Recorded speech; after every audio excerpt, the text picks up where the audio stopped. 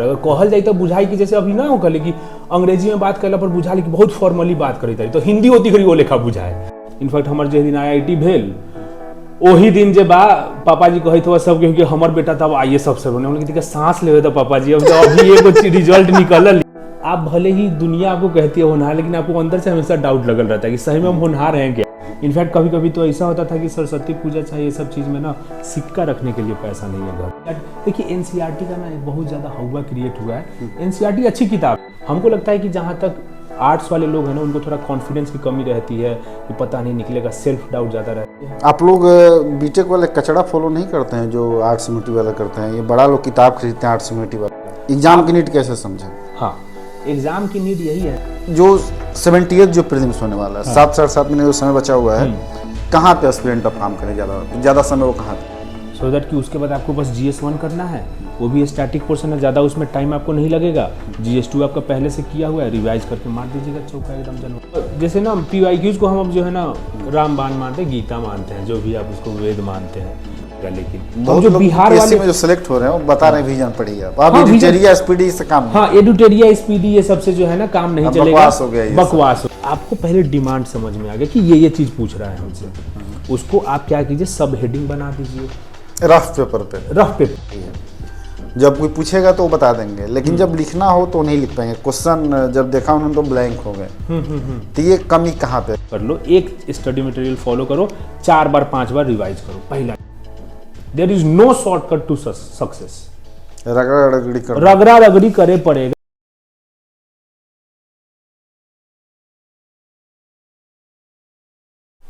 नमस्कार दोस्तों, स्वागत है सबका एक और इंस्पायरिंग, इन्फॉर्मेटिव और कैंडिडेट वीडियो में। अभी हमारे साथ अभिमन्यु कुमार सर हैं। 68 BPSC का रिजल्ट आया था, उसमें सर की जो रैंक लगी वो 51 लगी है, और सर का जो सिलेक्शन हुआ है वो assistant director empowerment of PWD directorate, यानी कि पर्सन विथ डिजेबिलिटी की जो पोस्ट है, वेलफेयर और उनके एम्पावरमेंट के लिए जो काम करना होता है बेसिकली इन लोगों के थ्रू अब होगा। शायद ये नया पोस्ट है जहाँ तक मेरी जानकारी है। हाँ, अभी कुछ टाइम पहले ही तो इस वीडियो का मकसद ये है कि हम बहुत ही स्पष्ट तरीके से, बहुत ही कैंडिडेट तरीके से बात करेंगे कि सर का जर्नी कैसा रहा है, कैसा मोटिवेशन रहा है, क्या रिसोर्सेज थे, क्या कंटेंट थे, और बहुत स्ट्रगल रहा है कि इनके पिताजी एक 4th क्लास जो है कि गवर्नमेंट जॉब में थे, तो मनी कंस्टेंट वगैरह को लेकर चले चाहे जो भी लाइफ में रहा है हमेशा, तो उस पर ही बात करेंगे। और IIT दिल्ली से पढ़े हुए हैं, तो इसलिए आप लोग ऑफेंस मत हो जाना कि IIT वाले आ रहे हैं, लेकिन स्ट्रगल बहुत रहा है लाइफ में। तो आप इस वीडियो को अंत तक देखिए और इसको एंजॉय कीजिए, और चैनल सपोर्ट करिए, चैनल सब्सक्राइब जरूर कीजिएगा, इस वीडियो को लाइक और शेयर करना मत भूलिएगा। और हाँ, भोजपुरी बेल्ट से हैं तो थोड़ा सा हम भोजपुरी में बात करने की कोशिश करें, अपनी भाषा को बढ़ावा देना सबका कर्तव्य होता है। भोजपुरी समझ में आता है तो इसको एंजॉय कीजिए, और नहीं समझ में आता है तो एंजॉय करने की कोशिश कीजिए और समझिए कितना मीठास है इसमें। तो सबसे पहले बहुत बहुत बधाई देवल चाहता नहीं। धन्यवाद ज्योति भाई। बताइए थोड़ा अपने बारे में आप। तो हमार नाम अभिमन्यु कुमार बा दोस्त, और हम आइले ई मोतिहारी जिला में एगो गांव बा बरवा कला, तब वहाँ से आइले। और शुरुआत में तो गांव में रहली, लेकिन जब 7-8 साल के रही तो होती घड़ी पापा जी माँ डिसाइड कलन कि हम जेबा पटना में जाके पढ़म। अच्छा। तब मामा जी के साथ में रहल शुरू कर देली। अब मामा जी के साथ अब वो अकेला खुद वो माने बैचलर लाइफ अपन जियत रहवा, इंजीनियरिंग की तैयारी करत रहवा। तब वहाँ बाकी बर्तन वर्तन माजे के खुद बा। ओकरा बाद में अपन जे बा अगर भोजपुरी अब आयल बारी तो भोजपुरी हम जनै तारी, हिंदी तो जनै ना बड़ी गांव से आयल बारी। तब का हाल बा, कथी करे तारे, सुन मार मार के भाव छील दिया, इहे सब अपन जे बा कहानी सब भोजपुरी के चलते रहे। लेकिन मामा जी कहलो कि अब देखो अब यहाँ जे बा पटना में पढ़े के बा तो हिंदी तो जाने के होई कि हिंदी कैसे बोलल जाला, ये सब चीज माने हिंदियो ना होत रहे हुई माने अब बहुत कम। अब वहाँ पर सब लोग से तू भोजपुरी में बात करता रहा, अगर कहल जाए तो बुझाई कि जैसे अभी ना हो कहले कि अंग्रेजी में बात करला पर बुझाली कि बहुत फॉर्मली बात करता रही, तो हिंदी होती करी वो लेखा बुझाए। क्योंकि सबसे भोजपुरी में बात हो कही था। पढ़ाई लिखाई अपन धीरे धीरे करल शुरू कर देली। आ 10वीं क्लास में जब आप DAV में बढ़िया हम अपन 95% नंबर ले अली। इनफैक्ट मैथ के एग्जाम के बाद तो हम कह दिल रही पापा जी के फोन करके 100 में 100 ना आई तो हम क्लेम मार दें, ताकि स्टेप मार्किंग में भी एको नंबर न कट सकता। आगे लग हम चल गए। ओकरा बाद में विद्या मंदिर में पढ़ाई करे दिल्ली में अपन इंजीनियरिंग के तैयारी शुरू कर दिली। IIT के बहुत बढ़िया रैंक है हमरा। IIT दिल्ली में कंप्यूटर साइंस मिल गया। IIT में इनका 96 रैंक रहे। और विकास हमारे दोस्त भी IIT दिल्ली में, सब साथी में क्लासमेट रूममेट सब साथी में पढ़ाई हुई जी। तो विकास प्रभाकर इनकरो दोस्त बा, हमरो जिगरी दोस्त बनल कॉलेज में जाके। अभी जो पटना में खूब मस्ती होता है। ये तो ज्योति जी या विकास बाबा जो हमारे दोस्त बा, ये लोग एकदम साथ में रहल बा पटना में। बहुत समय तक, मतलब 10 साल तक। हाँ, तो ये सब चीज भेल। ओकरा बाद में जब आप IIT दिल्ली में अली कंप्यूटर साइंस, अब कंप्यूटर 2016 में बीटेक हो गेल। ओकरा बाद में लेकिन ये रहे कि हाँ अपन हमर UPSC भी करे के बा, हाँ नु। तो काहे कि अब जहाँ से हम नहीं आई ले तरीका रहल है कि हाँ भाई तरीका पावर चाहिए, रुतबा चाहिए, स्टेटस चाहिए, प्रेस्टीज चाहिए, वो वाला चीज जो रहल है। इनफैक्ट हमारे जिस दिन IIT भेल वही दिन जे बा पापा जी कहते हुआ सब कि हमर बेटा तब IAS अफसर बने। हम कहते सांस लेवे तो पापा जी, अब तो अभी एगो रिजल्ट निकलल ही, अब फिर तू हमरा के अब दोसर अब एम पर हमरा के एथी करेला। लेकिन ये चीज रहे कि हाँ हमरो कि हाँ भाई थोड़ा करना है। 2018 में हमारे प्रीलिम्सो न भेल UPSC के। अब आदमी कहलक कि रे भाई तो ऐसे नहीं काम चलेगा, हमरा अकेलापन बहुत ज़्यादा हो गया है। हम कहली कि अब घरे अबई तारी, और घरे शिफ्ट हो गई। यहाँ जहाँ गांव से जे मोतिहारी के भरवा कला गांव से हम आयल बारी, वहाँ हम फिर से शिफ्ट हो गई। ओकरा बाद में जब 2019 में PT भी पास कैली, UPSC के मेंस भी कैली, इंटरव्यू तक पहुँचली। 2020 में ओकर इंटरव्यू रहे, तो हमनी के इंटरव्यू पहले ही हो गए। आ ओकरा बाद में तोरे कोरोना आ गेल, तो कुछ लोग के इंटरव्यू पोस्टपोन हो गेल। ठीक बा, ओकर रिजल्ट अलग 5 अगस्त के PDF में नाम देखे तारी, नामे ना हमर इंटरव्यू में बहुत कम नंबर, बाद में मार्कशीट जब अलग तो इंटरव्यू में बहुत कम नंबर आयल रहे।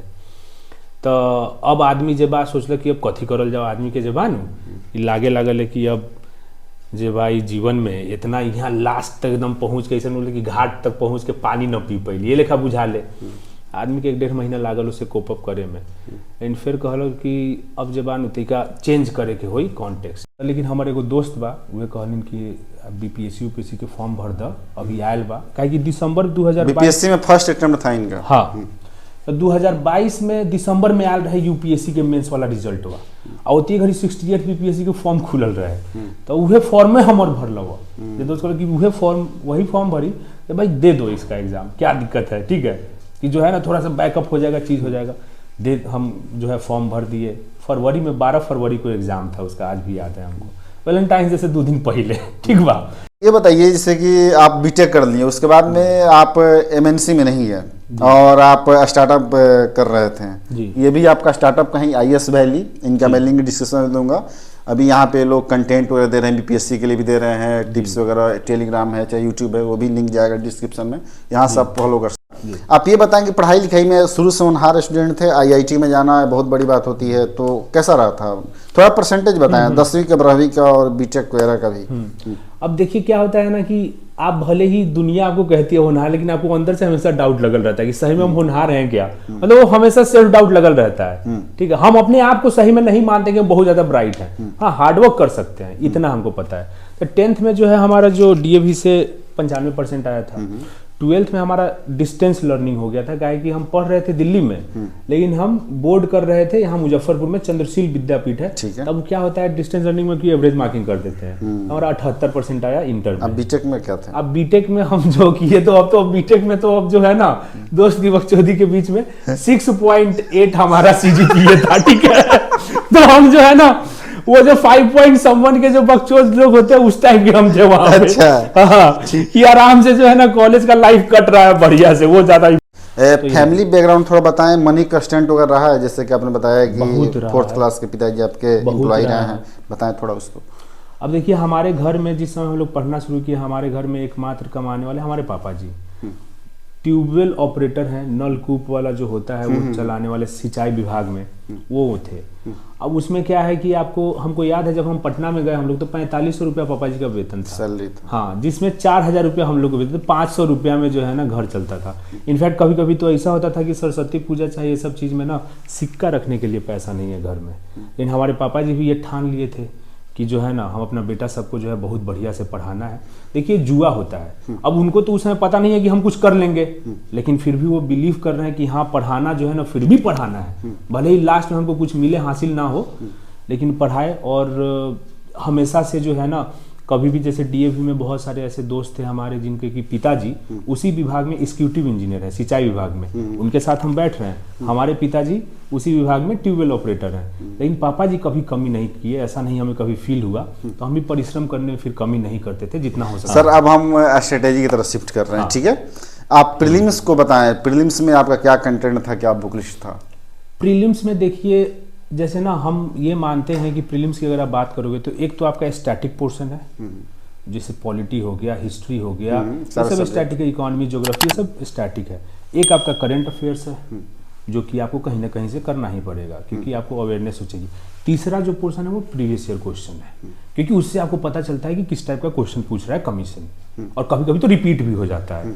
तो ये तीन पिलर्स जो है ना, वही है सबसे इंपॉर्टेंट। स्टैटिक अगर आप किताब पढ़ सकते हैं तो लक्ष्मीकांत पढ़ लीजिए पॉलिटी के लिए, हिस्ट्री के लिए स्पेक्ट्रम पढ़ लीजिए, ज्योग्राफी के लिए एनसीईआरटी। देखिए एनसीईआरटी का ना एक बहुत ज्यादा हवा क्रिएट हुआ है। एनसीईआरटी अच्छी किताब है, लेकिन जहां तक आप, हाँ हम पढ़े थे, लेकिन 2 ही सब्जेक्ट का पढ़े थे, कौन? ज्योग्राफी का और कहीं कहीं पे साइंस का कोई पार्ट, बीपीएससी में क्योंकि साइंस का ज्यादा इंपॉर्टेंस है तो साइंस का पढ़े थे।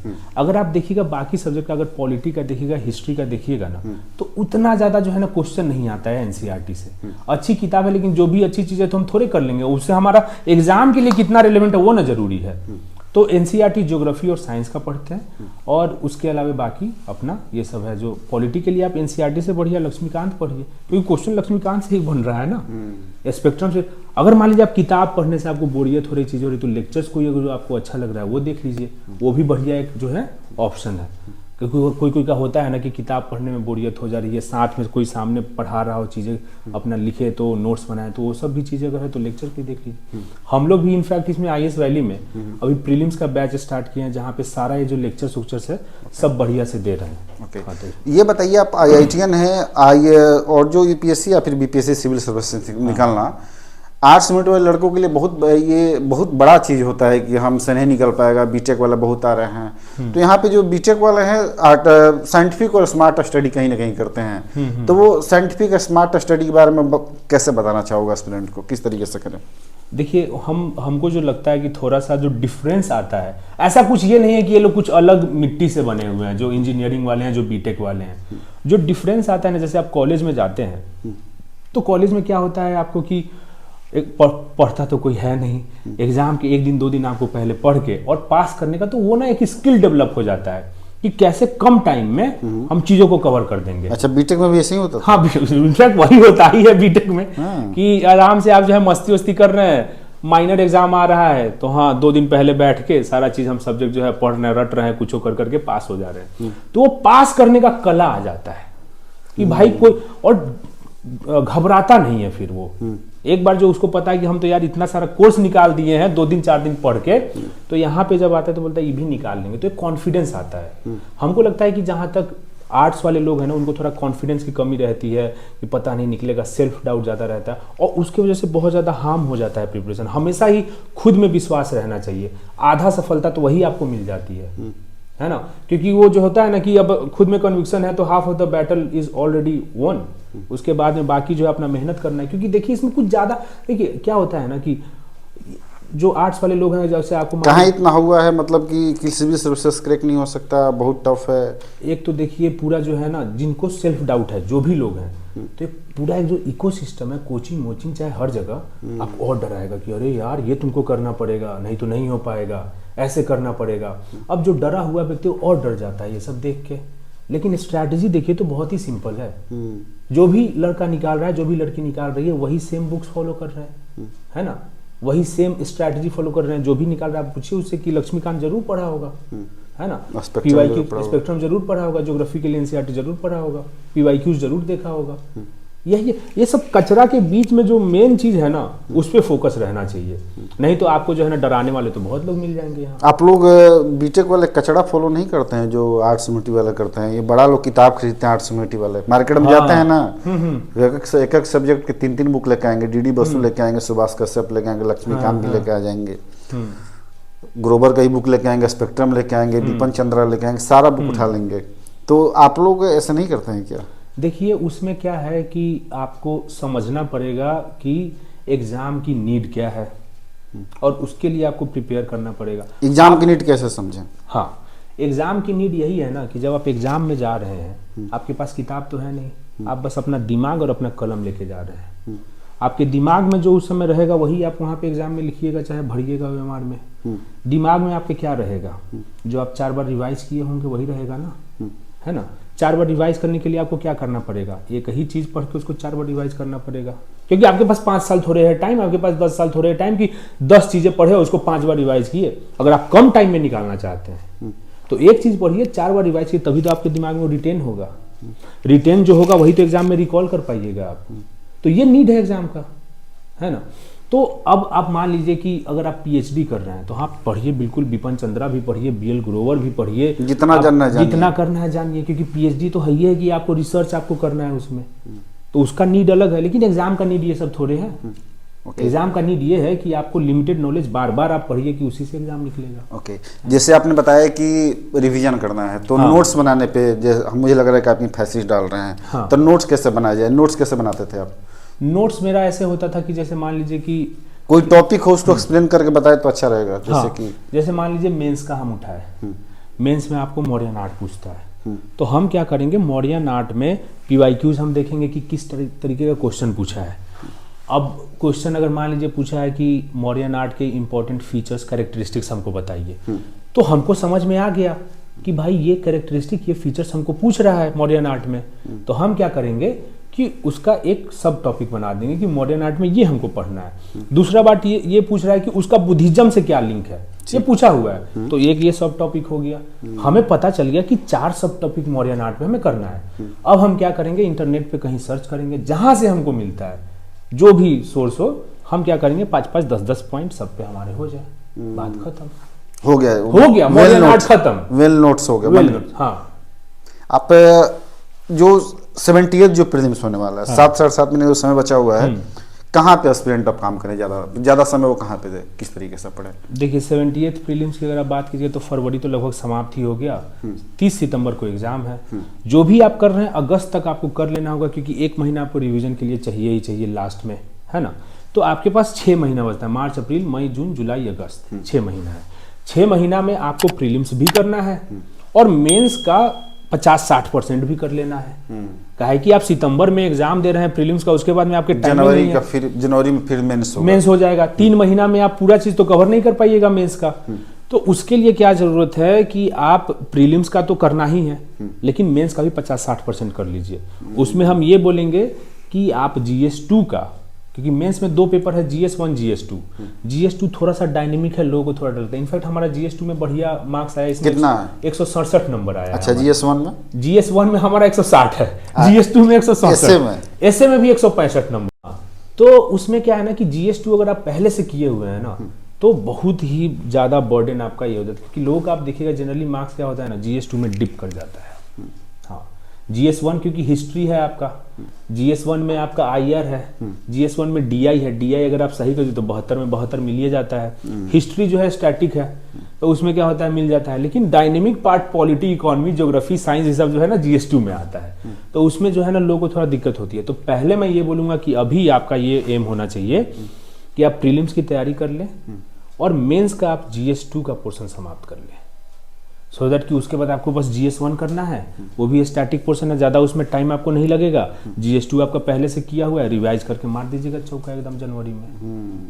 ये चीज़ है। मेंस में आपके जो कंटेंट थे, जो बुक लिस्ट थे, कमोबेश प्रीलिम्स वाला ही था या फिर अलग कुछ ऐड ऑन किया था आपने, कुछ अलग से आपने उसमें जोड़ा था? देखिए थोड़ा मेंस का जो तैयारी है ना, वो थोड़ा सा अलग होता है प्रीलिम्स की तैयारी से। प्रीलिम्स में आप क्या करते हैं कि फैक्ट, कि भाई वीर कुंवर सिंह का इससे लड़ाई हुआ, वीर कुंवर सिंह। लेकिन अब फैक्ट नहीं, अब कंसेप्चुअल भी क्वेश्चन अब आ रहा है। हाँ, अब आ रहा है। अब पॉलिटी से कंसेप्चुअल क्वेश्चन पूछ लिया, जैसे इसी बार पूछ लिया था कि हाई कोर्ट में जो जजेज होते हैं उसका स्ट्रेंथ वो कौन डिसाइड करता है, राष्ट्रपति करता है कि अपना आपको पार्लियामेंट संसद करता है, ये सब चीज़ आ रहा है। लेकिन प्रीलिम्स फिर भी अभी भी ना आपको कंसेप्ट तो करना है, लेकिन फैक्ट ओरिएंटेड है। फैक्ट ओरिएंटेड यूपीएससी की तरह भी नहीं कहेंगे, अभी यूपीएससी की तरफ बढ़ रहा है, लेकिन अभी भी एक नॉच नीचे ही है, अभी स्टेबल नहीं है कहीं। हाँ, लेकिन कॉन्सेप्चुअल की तरफ जा रहा है, इतना तो समझ में आ गया है। अब वो पहले जैसा जो होता था ना कि लूसेंट पढ़ के हम निकाल लिए, उससे काम नहीं चलेगा, ये बात तो क्लियर है। तो आपको कॉन्सेप्ट की जरूरत है। लेकिन मेंस में क्या है ना, आपको एनालिसिस करना है ना। जैसे मान लीजिए कि आपसे पूछ लेगा कि मौर्यन आर्ट में, प्रीलिम्स में क्या पूछेगा कि मौर्यन आर्ट में बताइए कि कहाँ पे इनका पैलेस था, तो कुम्हरार में था, इस टाइप का क्वेश्चन पूछ सकता है। लेकिन वो बोलेगा कि उसके फीचर्स बताइए। मेंस में क्या पूछेगा, उसके फीचर्स क्या है मौर्यन आर्ट के, आपको सारा चीज़ बताना पड़ेगा कि पिलर्स हैं, स्तूपाज हैं, ये सारी चीज़ें बनाए। तो थोड़ा सा मेंस में क्या होता है कि आपको एनालिसिस करने की जरूरत होती है, आपके पास पॉइंट्स रहने चाहिए हर चीज़ का। ओके। हाँ। आंसर राइटिंग आपने कितने आंसर लिखा होगा मेंस का लगभग? अब हम जो है ना इसमें हम जो यूपीएससी में तैयारी करते वक्त जो भी टेस्ट सीरीज लिखे थे, तो उसी को हमने जो है ना ये बीपीएससी के लिए अलग से नहीं लिखा? अलग से नहीं लिखा, अपने कॉपी में लिखता था, कोई टेस्ट सीरीज ज्वाइन नहीं किया था इसके लिए। तब बीपीएससी में अपना अलग से नहीं लिखा, कोई टेस्ट सीरीज ज्वाइन नहीं किया। तो बीपीएससी के लिए जो बिहार का स्पेशल जैसे कि जो पार्ट्स है, स्पेशल जो, वो कहाँ से आपने किया था? वो हम जैसे ना पीवाईक्यूज को हम अब जो है ना रामबाण मानते हैं, गीता मानते हैं, जो भी आप उसको वेद मानते हैं। पीवाईक्यूज हमने उठाए क्योंकि हमारे पास टाइम बहुत कम था, तो हम सोचे कि जो है ना पीवाईक्यूज पहले उठाया जाए, और उसमें क्या करेंगे कि जो भी टॉपिक से वो पूछ रहे हैं उस पर हमारे पास नोट्स होने चाहिए। अब क्या है कि इंटरनेट का ज़माना है, आप जो भी टॉपिक खोजिएगा कुछ ना कुछ आपको मिल ही जाता है। अब एआई भी आ गया, चैट जीपीटी आ गया, उससे भी आप पूछिए तो थोड़ा सा बता देता है, उससे भी 2-4 पॉइंट, तो वो सब चीज़ भी हम किए हैं। तो या फिर कहीं पे आपको कोई नोट्स मिल गया, कहीं पे कुछ भी मिल गया, लोग शेयर करते रहते हैं, टॉपर लोग अपना नोट्स भी शेयर करते हैं। जैसे मुझे याद है कि एजुकेशन पे जो आता है ना कि वेस्टर्न टेक्निकल एजुकेशन, ये सब जो है बिहार में किस तरीके से बढ़ा, तो उसमें मुझे याद है कि किसी के नोट्स से उठा के मैंने अपना नोट्स बना लिया था, और वही चीज़ चेप के आ गया मैं एग्जाम में। तो ये चीज़ मेरे पास रहना चाहिए, उसको 5 बार रिवाइज करना चाहिए, एक बार रिवाइज करने के बाद तो भूल जाता है आदमी।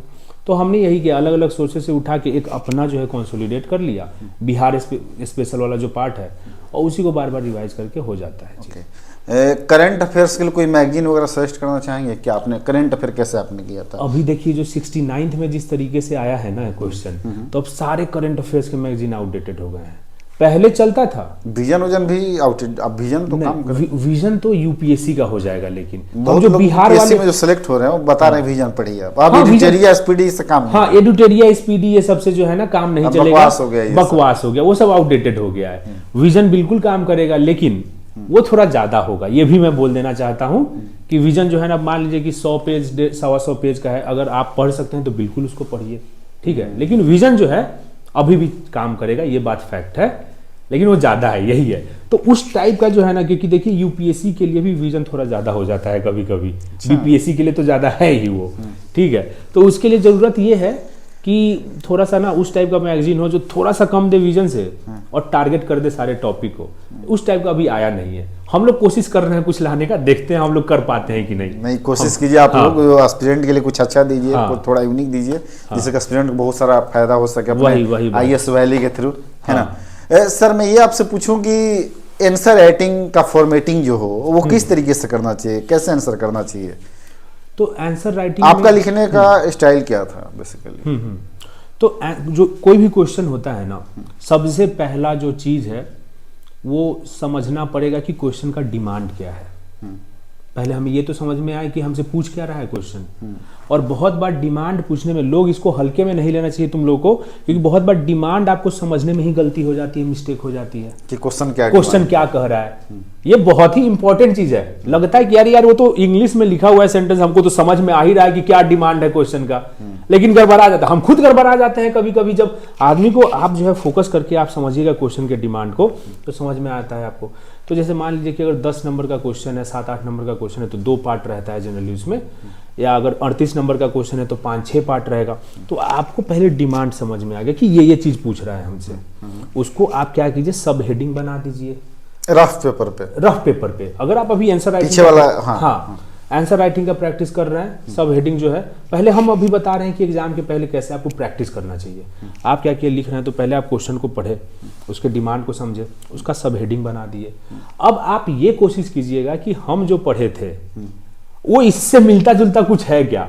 इस सब हेडिंग को अगर हमें सेटिस्फाई करना है तो हम कुछ ऐसा पढ़े हैं क्या जो यहाँ पे लाके डाल सकते हैं। और ये करने पे फिर धीरे धीरे अगर फिर तब आपको पता चलेगा कि यार इस पे तो हमें नॉलेज ही नहीं है। ये जो सब हेडिंग है, जैसे मान लीजिए फेडरलिज्म पे क्वेश्चन आ गया, इस पर आया था, और फेडरलिज्म हमें नहीं पता है, तो पता चलता, अब हम उसमें क्या करेंगे, नॉलेज हम इकट्ठा करेंगे। तो नॉलेज आप कहाँ से इकट्ठा कर सकते हैं? नॉलेज आप लेक्चर देख लीजिए या फिर कोई किताब पढ़ लीजिए, वहां से आप इकट्ठा कर सकते हैं। और लिखने की जो कला है वो आपको प्रैक्टिस से ही आएगा। कि लिखने का मतलब क्या है कि जो आपके दिमाग में है उसको आप प्रेजेंट कर रहे हैं बढ़िया तरीके से पेपर पे, वही लिखने की कला है। प्रेजेंट करने के अपने बात बोला तो मुझे एक सवाल आ रहा है कि बहुत लोग तो पढ़ लेते हैं, उनके दिमाग में कंटेंट होता है, सारी चीज़ें होती है, जब कोई पूछेगा तो वो बता देंगे, लेकिन जब लिखना हो तो नहीं लिख पाएंगे। क्वेश्चन जब देखा उन्होंने तो ब्लैंक हो गए। तो ये कमी कहाँ पे है, आप इसको कैसे देखते हैं?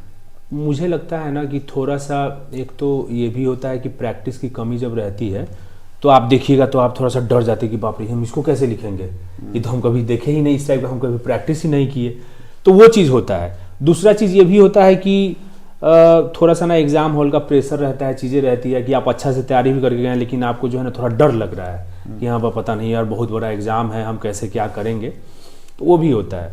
लेकिन हमको ये लगता है कि अगर आपका फोकस है, आप जो है ना उस तरीके से अपना प्रैक्टिस करके गए हुए हैं, थोड़ा सा अपना जो है बिलीफ है।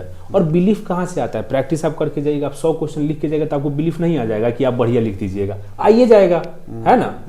अरे मान लो कि 100 को आंसर लिख के गेल बार एग्जाम के पहले, तब का हमें रही हमारा कथी पूछ दी, अरे वहाँ तो 10 गो हमारा 15 गो क्वेश्चन लिखे, हम 100 गो क्वेश्चन के प्रैक्टिस करके गेल बारी, तब बिलीफ आई कि ना, कॉन्फिडेंस आई कि ना, आबे करी। तो वही बात हार्ड वर्क, प्रैक्टिस सब आ जाए, दिमाग ब्लैंक ना हो। आपके इस पूरे जर्नी में जी हम आपसे 2-3 टिप्स जानना चाहें जो कि फेलो एस्पिरेंट जो हैं, जो एस्पिरेंट है, जो आने वाले एग्जाम देने वाले हैं जी, तो 2-3 इंपॉर्टेंट टिप्स आप क्या निचोड़ देना चाहेंगे? निचोड़ तो यही है कि सबसे पहला चीज़ तो हम ये बोलेंगे कि आपको जो है ना एक स्टडी मटेरियल पकड़ना पड़ेगा, बहुत इंपॉर्टेंट है। होता क्या है कि अभी इतना ज़्यादा fear of missing out create हो गया है कि हम एक मटेरियल पढ़ रहे हैं लेकिन पता नहीं कि इसमें क्या है, इसको भी देख लेते हैं, वो वाला पढ़ रहा है, वो पढ़ रहा है। हाँ, अब डर लग रहा है कि बाप रे बाप उसके वाले मैगजीन से पूछ देगा जो उससे पढ़ रहा, हम नहीं पढ़ रहे तो हमारा तो नहीं होगा। कुछ नहीं है ऐसा, लगभग सब सिमिलर कंटेंट देता है, जहां पे तुमको बढ़िया लगे वो कर लो। एक स्टडी मटेरियल फॉलो करो, 4 बार 5 बार रिवाइज करो, पहला चीज। दूसरा भाई बिलीफ रहना चाहिए। अरे सब आदमी ये हैं, कौन ऐसा क्या है, कौन बहुत बार का तोप आदमी, कोई तोप नहीं है। जो तोप भी है ना उसको भी हमेशा डाउट होते ही रहता है कि हाँ वो क्या है क्या नहीं है, ठीक है।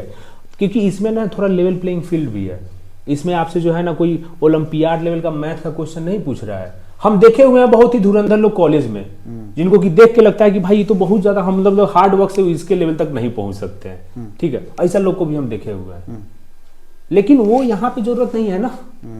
यूपीएससी चाहे बीपीएससी हो गया, यहाँ पे जरूरत ही नहीं है उस टाइप के इंटेलिजेंस का। यहाँ पे हिस्ट्री के लिए कौन सा इंटेलिजेंस चाहिए, बस आपको हार्डवर्क करना, पढ़ना है किताबें, हिस्ट्री। सेकंड टिप्स बताइए। हाँ, दूसरा टिप ये हो जाएगा कि हार्डवर्क करना पड़ेगा। There is no shortcut to success.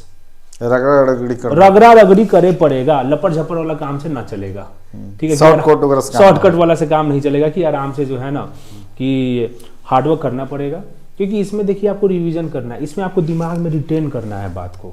History जो पढ़े, पॉलिटी पढ़े, इकोनॉमी पढ़े, ज्योग्राफी पढ़े, साइंस पढ़े, जो भी करंट अफेयर्स पढ़े, पीवाईक्यूज देखे, सब चीज़ को आपको रिटेन ना करना है। वो तो रिटेन करने के लिए तो आपको पढ़ना पड़ेगा, उसको रिवाइज करना पड़ेगा। तो भाई हार्डवर्क से नहीं घबराना है। अब मर नहीं जाओगे हार्डवर्क करोगे तो हम टेस्ट कर लिए, हार्डवर्क से कोई नहीं मरता है, आज नहीं मरता है, ठीक है। भूख प्यास से मर जाए, हार्डवर्क से तो नहीं है मरता है कभी भी। तो उसका कोई टेंशन लेने वाला बात नहीं कि पता ना कुछ बीमार मर पड़े, कुछ नहीं। नींद लीजिए 8 घंटा, 16 घंटा में 10 घंटा पढ़ लीजिए, है ना। तो वो जो चीज़ होना चाहिए। और बाकी जो है ना थोड़ा सा कभी कभी स्ट्रैटेजी का भी ये हो जाता है, मेंटरशिप। तो जिसका बढ़िया लगे उसका आप थोड़ा गाइडेंस ले लीजिए। अगर हम लोग का बढ़िया लगे तो हम लोग से ज्वाइन हो जाए। Okay, thank you so much Abhimanyu Kumar sir. आपने बहुत ही डीप में, बहुत ही कैंडिडेट तरीके से आपने सारी बातें बताई। चेकआउट कीजिएगा IAS वैली को यूट्यूब पे, वेबसाइट पे जाइएगा, टेलीग्राम भी है, टेलीग्राम पे भी जाके ज्वाइन कीजिए और ज़्यादा से ज़्यादा बेनिफिट लीजिए। तो इस वीडियो को लाइक या शेयर कीजिए, चैनल सपोर्ट चैनल सब्सक्राइब करना। थैंक यू सो मच, बहुत बहुत धन्यवाद ज्योति जी, आप आए यहाँ पे और आपके थ्रू हमें जो है बहुत लोगों से जो है इंटरेक्ट करने का मौका मिला। शायद ये लोग देखेंगे और अगर कुछ हमारे वीडियो से अगर हेल्प हो पाए तुम लोग का, तो हम हमेशा जो है ये समझेंगे कि हमारा कुछ जो सीख है वो किसी न किसी के हेल्प आया। इससे ज्यादा मीनिंग और क्या चाहिए लाइफ। बहुत बहुत धन्यवाद।